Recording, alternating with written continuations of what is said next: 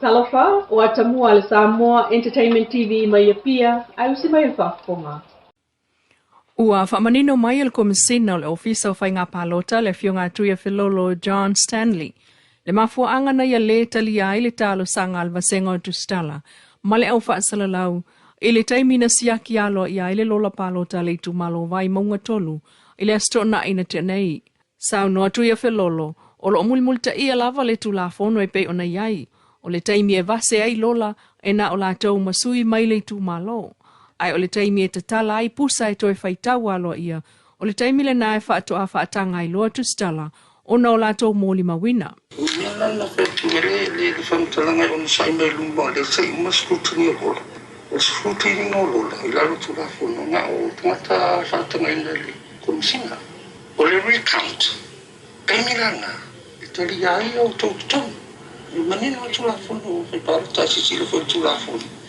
Ina vanga balsifu. O le scrutinizing o lola, o le hiwa sakino mato lola po. Usa lola matamata ina palo ta le sakina. Maluena na e foi le office. Ma scrutiniza a suita wa. E umaroa luena na. Feita hino palo ta le ka le recount. O le tamira na la faltanga ia o na skumita. Fa umalanga luena na scrutining o lola mai a se furu. E uma o kare si kuampo. Isia. Uma nga ka whaikau le lola, kolosi le lola. Nga ko suwa ko ai lola ia. Nga ka stupini le lola. Kwa maka lola ia counting o kare fiku. Nga makalai pusa palo ka maumai. Maka lola recounting nga lo tulako. Recounting nga. E ala wai o tunga fiumba e muri mawina le. O ke losa communication and five ACC. Ora utala na fai faton sai mai mo le sai scrutinize lola. Asi sila fo ia i tulafono. Bal se fu algo di tulafono. Manino. Albenga na val tasi le tulafono. Balu tulafono. Ya. Tasi vol makino lolo. Dal tolo le fisho campola, o fisho campola le nga maka fa maka fiku nga po Ile pole aso tonai. Polas, ja, polas sola. E uma makori campola afalatas. Ile va vea o le asosa. Sama kuai. E kuai al fengo lime. Nga kala i uma pe papalo ka ko suwa ko ai palo ka kasi me uma. O le vaseina o lola po le scrutinizing ina amata ile se fululua ile au le stonai. Ai umane watale fitu le po. Mo fata amata talai ai loa pusa. Mo le toe whaitau ngalo i o le palota e umane wa afa le tasi le vavea o le sa. O le nā ngā ruenga sa whaatino i tonu o le potu o le ofisa o whainga palota i muli nuu. O whamanatu mai le mta ngā ruenga o le soifua malolo ina mātua umota maiti. I lalo le 5 tau sanga le mātutua e whaamautinoa o whai o la tau tui o le misela. Ma le mami, ma le rubella po le MMR. Talu o lea na alia e le tangata PC e le misela i New Zealand Australia. Ai olo o tatala pea whamlanga inga i le vāo nā tunu o matatou. Mai o se lama tianga fo le nā mō Samoa i se isi oso whai mai le misela. O le tausanga lu osfulu iwa na pepesi ai le siamo le misela le tātua tunu. Na malili waile to o valu sfultolu o Samoa. O le tele lava o whanau la iti. O le pepo whamtalanga ma le mtanga luenga le soifua malolo ina o tā uai. E ui o le whaawa upea o le whainga o tui pui pui. E iai lava ta maiti i lalo le 5 tau sanga ele i whaia tui pui pui le taimi ua whaatulanga ai e maise le MMR e pei o a pia ma vaenga i mātui si sifo. Ai o le wha mai o le COVID-19 na pepesi le lolangi atoa.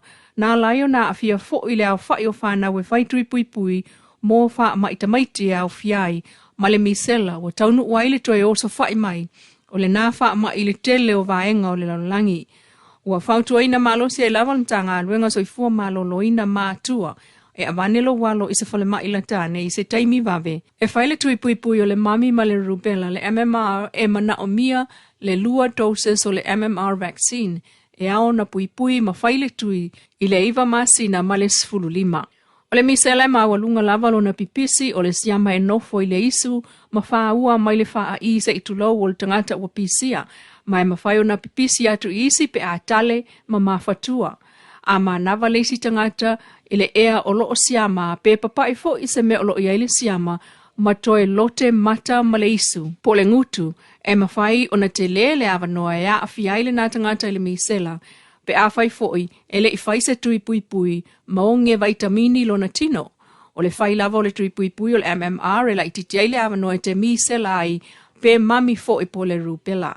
Mai le soifua malolo ina o ta waio a unga o le misela, e iai le fiva po le vevela, o le tale matutu, o le mumu ma fula mata, lau mata, maloi mata fo i mata, le fia popula i le malamalama, tafe le isu, ma fatua, pata e ena le tino, mai le ulu, ma solo atoa ai le tino, fa le leva, ma tinga le tino, ma le fia ai.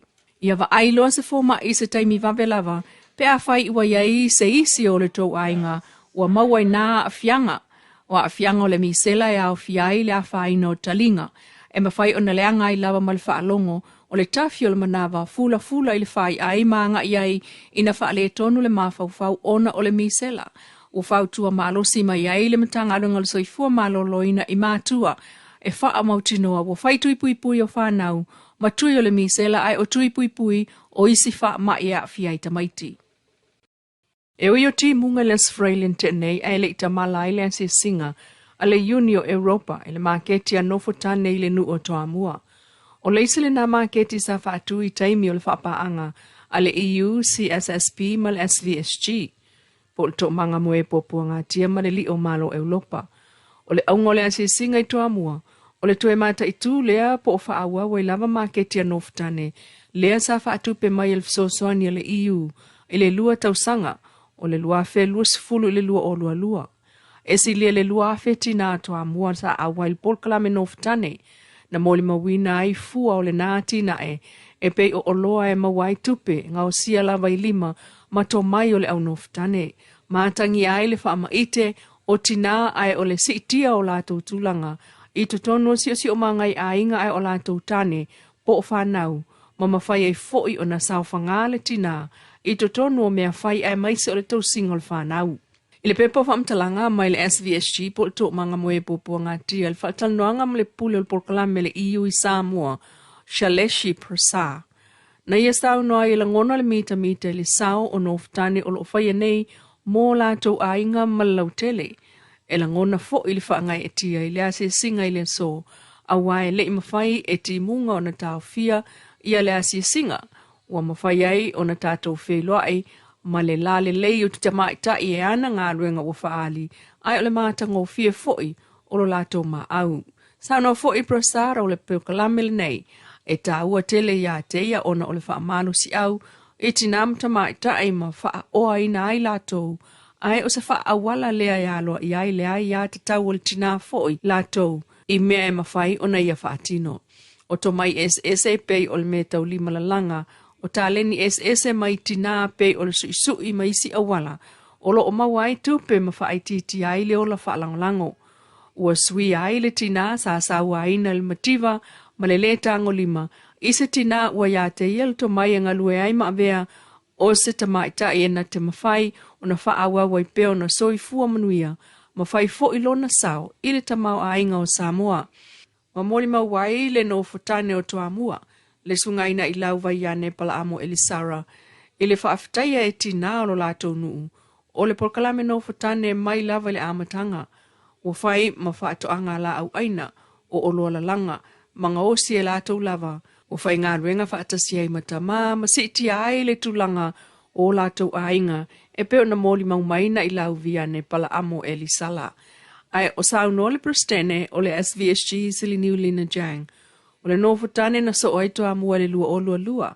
Ma whaala au loa I lava I le nā taimi le lātou maketi. I lunga o sota inga tele vavave whaatawai o loa. O stasi fo le nau awala. E fsosoan iai I le whaatu mawina.